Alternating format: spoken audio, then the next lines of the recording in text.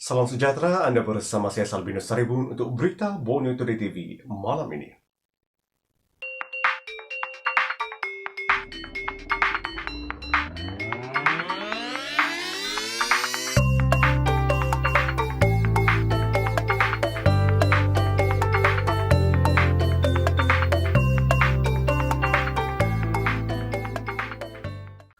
Sabah akan memohon peruntukan kerajaan pusat untuk memperbaiki tanah runtuh di Taman Kinabalu.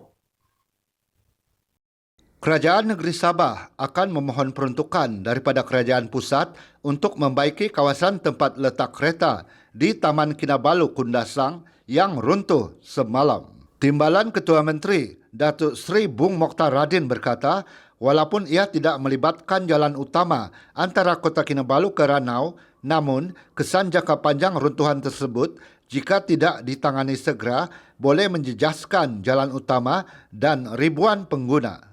Menurut Bung, Kementerian Kerja Raya Sabah akan menyediakan anggaran kos peruntukan bagi kerja-kerja pembaikan berkenaan untuk dikemukakan kepada kerajaan pusat. Beliau yang juga Menteri Kerja Raya Sabah berkata, kerja-kerja pembaikan perlu dilakukan segera kerana kawasan ini menjadi tumpuan pelancong. Kawasan terjejas tanah runtuh adalah tempat letak kereta bagi pengunjung yang ingin melawat Taman Kinabalu. Sementara itu, Adun Kundasang, Joakim Gonsalam berkata, kerajaan Sabah akan memastikan runtuhan itu dibaiki dengan kadar segera. Joakim yang juga Timbalan Ketua Menteri merangkap Menteri Pembangunan Perindustrian berkata, pembaikan segera perlu bagi mengelakkan sebarang kejadian yang tidak diingini kepada pengguna jalan raya. Beliau turut mengingatkan penduduk Kundasang supaya lebih berhati-hati ketika musim hujan kerana kemungkinan berlakunya kejadian tanah runtuh adalah amat tinggi. Joakim melawat lokasi tanah runtuh semalam. Ketika kejadian, operasi Taman Negara Kinabalu ditutup berikutan pelaksanaan Perintah Kawalan Pergerakan PKP.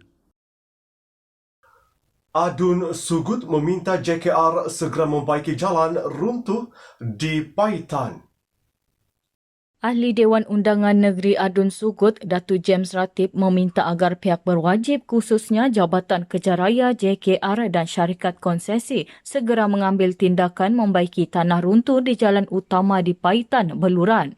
Beliau berkata jalan berkenaan adalah jalan perhubungan yang sangat penting untuk penduduk khususnya petani. James telah mengarahkan beberapa jentera untuk membuat satu jalan alternatif untuk laluan sementara. Beliau meninjau keadaan jalan berkenaan semalam. Jalan utama di Paitan, Beluran mengalami tanah runtuh akibat hujan lebat berterusan kira-kira jam 11 malam tadi menyebabkan bangunan Jabatan Air Paitan tergelongsor.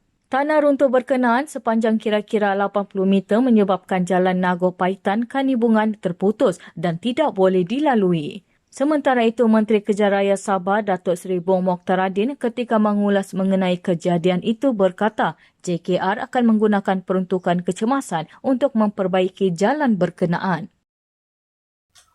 Banjir di Sabah semakin pulih. Banjir di Sabah semakin pulih. Bilangan penduduk yang ditempatkan di Pusat Pemindahan Sementara PPS berkurangan kepada 445 orang daripada 135 keluarga sehingga 4 petang tadi.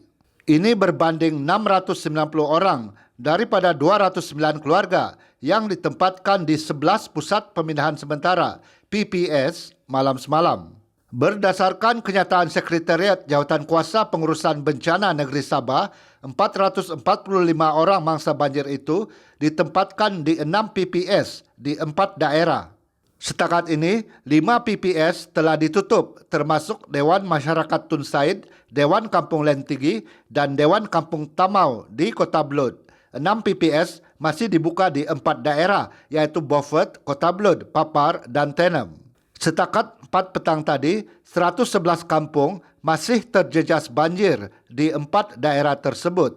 Antara PPS yang masih dibuka adalah di Dewan DSP Muhammad Dun Banir Beaufort yang menempatkan 131 orang daripada 45 keluarga, serta Dewan Pak Musa Beaufort yang menempatkan 118 mangsa dari 32 keluarga. Di Kota Belud, Dua PPS masih dibuka, iaitu Dewan SK Suang Punggor dan Dewan Kampung Song Song yang menempatkan 129 orang daripada 35 keluarga.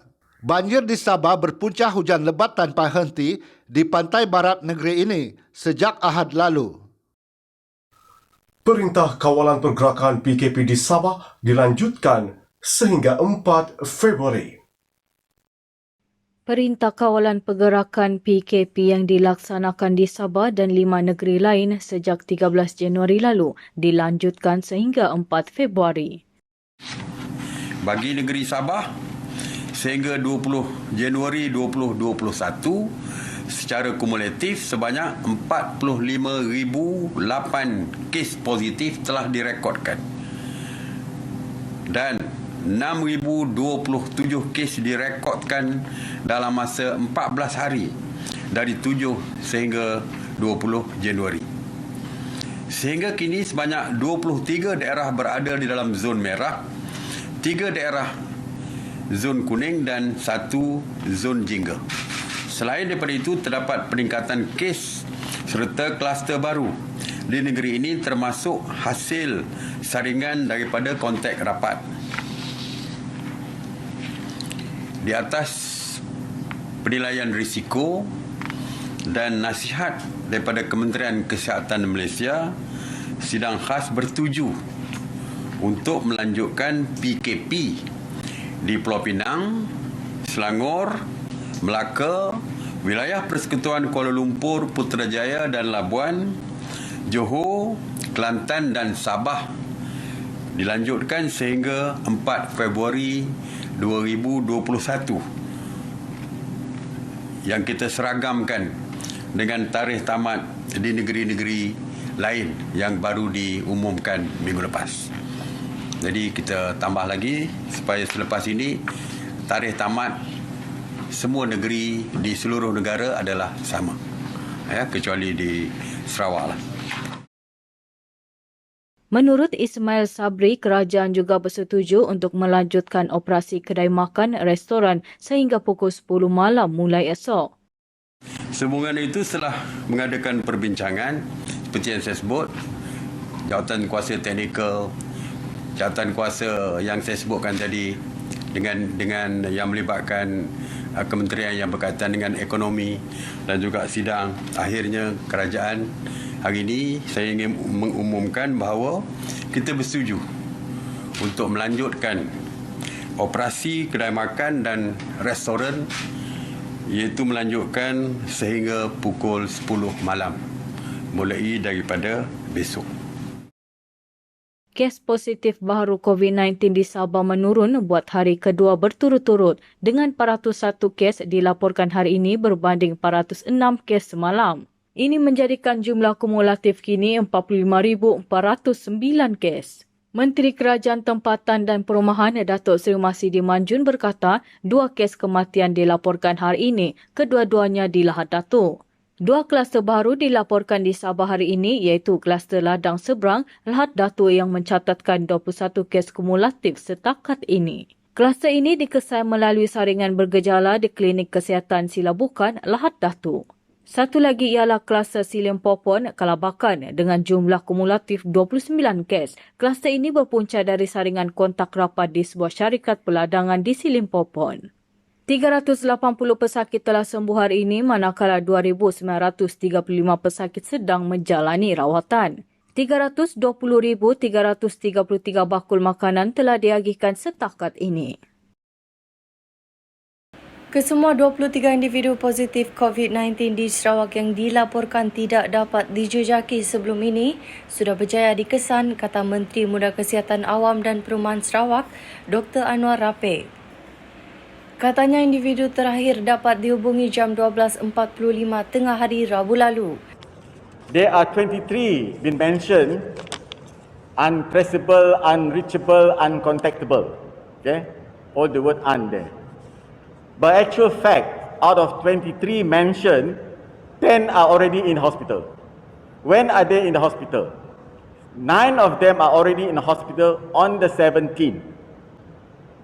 Okay? And 1 of them in the hospital on the 18th. They are already in hospital. That's why they are uncontactable, unreachable. Okay? But they are already in the hospital. 10 of them. One is a foreigner. Out of 10, one is a foreigner. Referred from private hospital. Individu terakhir yang belum dapat dikesan dipercayai mempunyai masalah liputan telefon. The 13, 4 of them are under the lockdown area. Okay, 4 of them under the lockdown. They cannot be contactable, but they are already under the lockdown area. So they are coming out already now. Coming out to be sent to the hospital.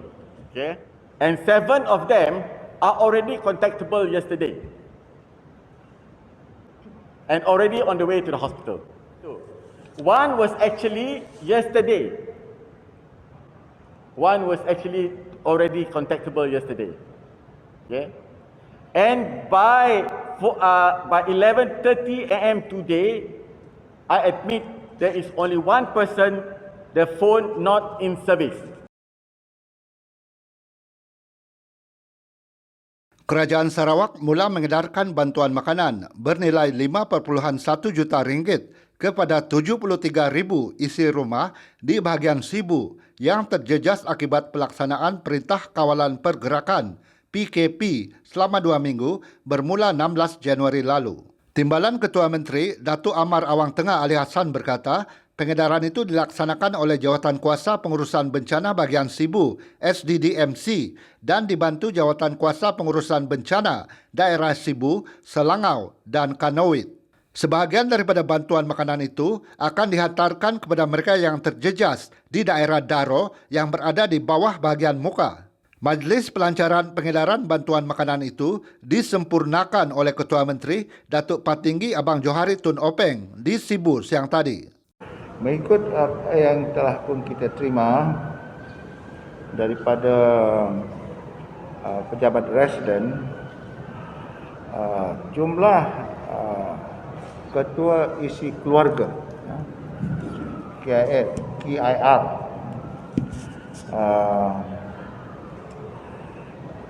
lebih kurang 73,000. Jadi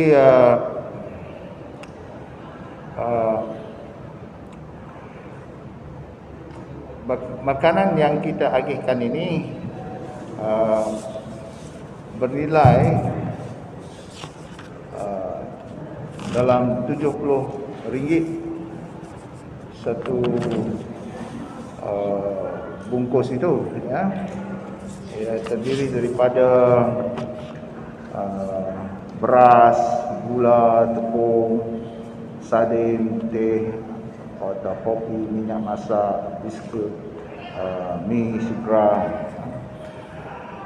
Jadi kalau kita berpandu kepada jumlah KIR ketua isi keluarga ini, yang dalam 73,000 keseluruhannya.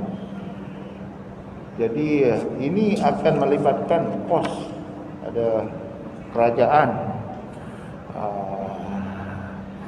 sebanyak 5.1 juta.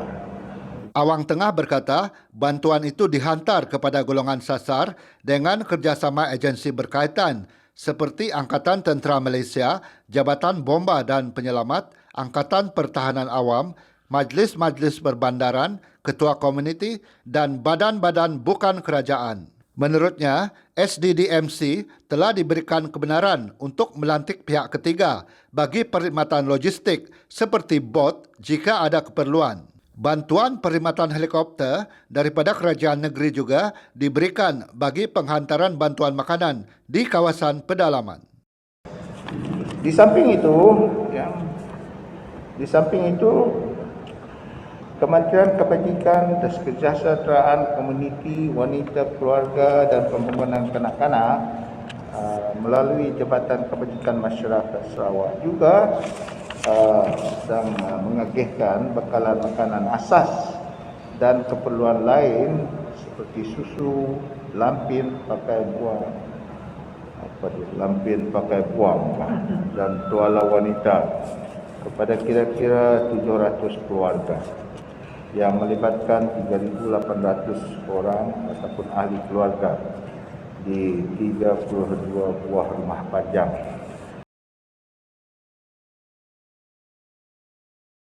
Pasukan Polis Marin mematahkan cubaan menyeludup barangan kawalan di perairan Pondohon, Kampung Kuala Bibang sempurna. Dua lelaki yang sedang memunggah barangan seludup berkenaan ke dalam 2 buah bot laju bagaimanapun sempat melarikan diri sebaik menyedari kehadiran pihak berkuasa.